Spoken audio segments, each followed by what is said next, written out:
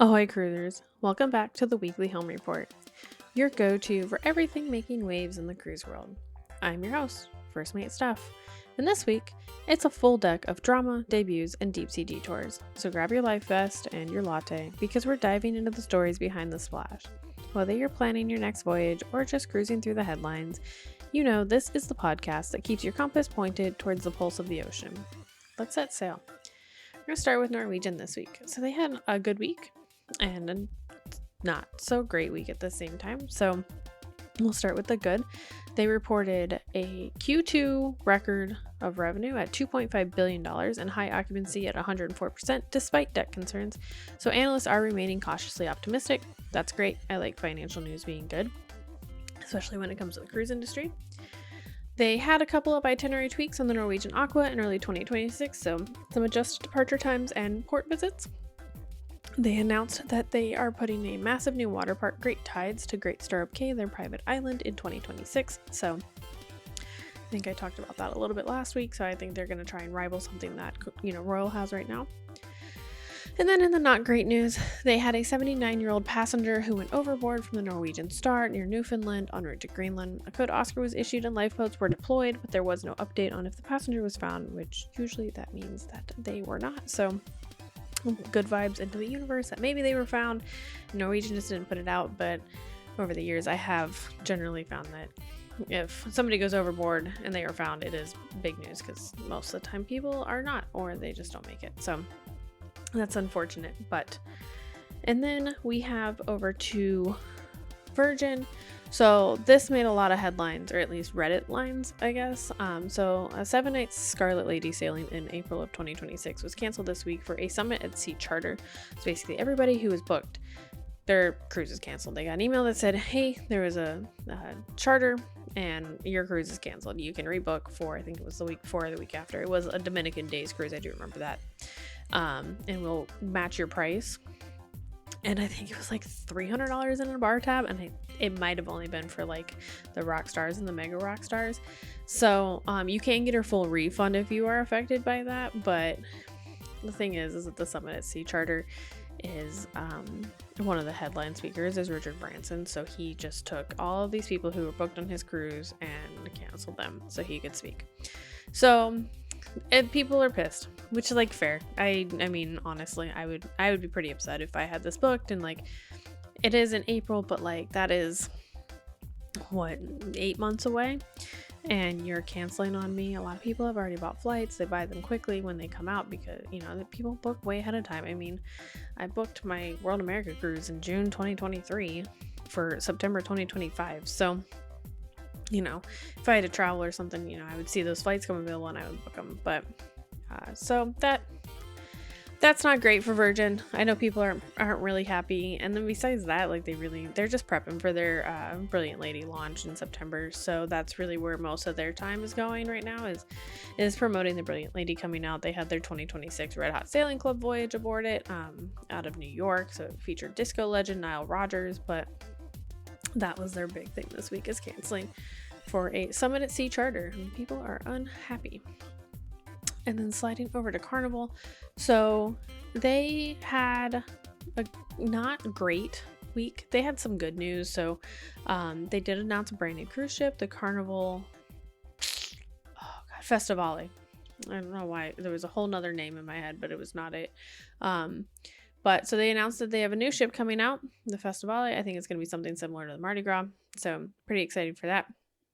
Speaking of Mardi Gras, they did announce that they will begin offering 4 to 5 night itineraries from Port Canaveral on the Mardi Gras starting in May 2027. So it's pretty great. I literally just told my dad tonight that I would love to go on the Mardi Gras, but the 7-night cruises, they're very difficult between just work and being an adult and, we're trying to do a whole lot right now. And so doing the 7-night cruises, sometimes it's really difficult with our schedule. So I would like to see like those ships do the shorter cruises, because right now we get like the Glory and stuff. And I went on the Glory when I think that was when I was in 7th grade. So I would prefer to go on something newer. There was another fight broke out at the Long Beach terminal before boarding of the Carnival Firenze. call a frenzy. I'm just kidding. Sorry, y'all. So social media did catch the chaos. You can always YouTube that and you can find the videos of it. And then in other sad news for them, and pretty crazy, just the coincidences on stuff this week, but 2 elderly passengers died in separate incidents at Celebration Key in the Bahamas on the same day. So one was snorkeling, one was in the pool, both drowned. And I think, one, that's insane that 2 people died. They were both older. They were in their 70s. At the same day, at the same place. You know, they were in 2 different bodies of water. And I think that's going to draw a lot of attention to Carnival's safety and their lifeguards, right? Because, like, maybe it was natural causes and that just happened. I don't know. It's always possible. But to have 2 separate drownings in different areas under the watch of lifeguards, like, it's just something that I think that they're gonna look at. Also with Carnival, there has been no update on the death investigation, so I'm kind of following that because I think that's a crazy story. But Disney had I think it was a great week, honestly. So Disney was voted #1 large ship ocean cruise line in Travel and Leisure's 2025 awards. That's wonderful. I love that for them. I'm very, very excited for next month to go on to the Disney Dream. I've never been on a Disney cruise. Very excited to try it out. Probably will save myself some money because I can't gamble because there's no casino. So Disney Destiny also floated out of dry dock and they began construction on a new Wish class ship. So that was great. They did decide that they will not the Disney Wonder will not return to Australia and New Zealand after the 25-26 season. We will see if they will replace that with another boat, but I don't know if they will. And, like, honestly, Disney is a big thing in Europe and in America and Japan, but, like, they have the theme parks. I assume Disney is like a worldwide thing, right? Like, I was raised in Europe, but I went to Disneyland Paris when I was a kid. So, and my family is from right here near Orlando. So, like, we went to Disney when we'd come home to see family. So I assume it reaches Australia, but maybe it's not as popular there, right? But who knows? But they are pulling out of Australia right now. We'll see if they replace that ship with another one. And then they, much like everybody else, they, on the Disney Treasure, they had to switch from an Eastern to a Western Caribbean itinerary this week just to avoid Hurricane Erin. So we're going to see that on a whole lot of cruises all the way up the Eastern Seaboard. I have a friend's mom who is currently getting on a cruise out of I think it's New York City or New York, and they were supposed to be going down to Bermuda, and they are now going to Canada. So we will see a whole lot of itinerary changes just with it being hurricane season.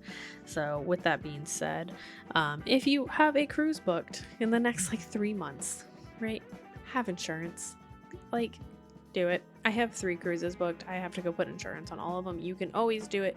You can do it through a travel agency. Obviously, if you use a travel agent, reach out to them. They can give you the best options for that. But you can always go purchase it on your own. It's not very expensive. So, yeah, it's going to suck to pay. You might spend $70 to $300 depending on what policy you go with. But if something happens, you're delayed, you miss port, whatever, you will get paid back. So get insurance if you're sailing during hurricane season. I can't say that enough. So moving on to Royal Caribbean. So they, I know I brought it up last week. The Star of the Seas debuted at Port Canaveral. So it is the world's largest cruise ship. It welcomed its first guests on August 16th with a celebratory send-off from Port Canaveral. So, but the big thing with that is that Diana Ross was supposed to be the godmother ship, and it was this big thing. It was touted and all of that. And then she pulled out. She said, I'm not going to do this. And they were like, well, shit. So they very quickly found another person. I think this is a much more fitting individual to be the godmother of the boat. So astronaut Kellie Gerardi. So she's an astronaut first and foremost. She's a mother. She's an influencer. I've seen a lot of her videos on Instagram, and she just, I think it's great. It's a great idea. We have the Space Center right here, right next to Port Canaveral. You can watch rockets go up and everything. And so I think that is the appropriate person to be the godmother of seas since it is coming out of Port Canaveral. So I'm really happy with the person they decided on. So, and then they also celebrated their 100 millionth guest aboard the Icon of the Seas. So that is a hell of an achievement. But 2, so I can't imagine like being the person who is that, right? Like imagine you're in their party and you were 1-0, lots of zeros, 1. And they're just like, oh, I'm gonna throw a big party. Like I'd be like, oh, I hope I get to be part of it, right? Like, but I think it's great. That's wonderful. Just, it's always when you're the one before the one after, it's like, damn it, you know, it's like buying the losing scratch off and the next person wins 10 grand. So just moving over to MSC, it's a very light week this week, so that's great. Last week was a lot. There was a lot of information. It's very heavy. So the world cruise has been rerouted due to Red Sea instability. So that's the MSC Magnifica's 2026 world cruise. For next year, we'll skip the Suez Canal and the Middle Eastern ports. Don't be surprised if you have any sort of cruises that are going to the Middle East. It's probably going to be canceled. There is no other way around it. There is hella instability over there, and they're not going to bring a bunch of tourists there. So just keep an eye on that. If you do have any of those cruises booked, reconsider. And then they have reported a small but real drop in emissions thanks to shore power and tech upgrades, but they did come out and give a warning that emissions can rise again, and they probably will without some scalable solution. So as boats are getting bigger, as tourism is picking up, cruises are picking up, we're going to be using them more, which means that the carbon emissions are going to be more, and we have to find ways to cut that down. So for our Earth, like there's no question about it. So but MSC has reported that they have a small but real drop in emissions, so that's great. I love that. And then finally for MSC and this week's news is that they have a surge in the Caribbean. So basically MSC will deploy 7 ships to the Caribbean in 2026-2027, including year-round sailings from Miami, Port Canaveral, and Galveston. And that's great and crazy, and I love it because MSC is my go-to cruise line. They are the most affordable to me, and the value there is the best. Like Virgin, if I had all the money in the world, I love Virgin. They're great. But there is a reason that I have 3 MSC cruises booked in the next 6 months. So big fan, big fan of MSC. So let's move over to your tip of the week, your cruise tip of the week. So bring a small day pack or crossbody bag when you're getting off the boat. So not just like if you're just getting off, walk around, have a day bag, have something that you have on the front of you. So if you bring a backpack or a purse, or you put your wallet in your back pocket or anything like that, it becomes, I'm not gonna say a safety hazard, but it's easier to steal from you. So if you have something that goes on your front, then people would have to take it from the front of you instead of just grabbing it from the back, and pickpockets are quick. So you'll want something that's lightweight to carry essentials like sunscreen, water, a little bit of cash, ID, etc.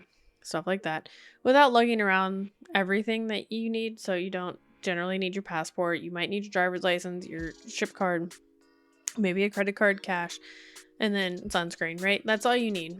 Just a little thing of sunscreen. You don't need a lot. Bonus if it's waterproof.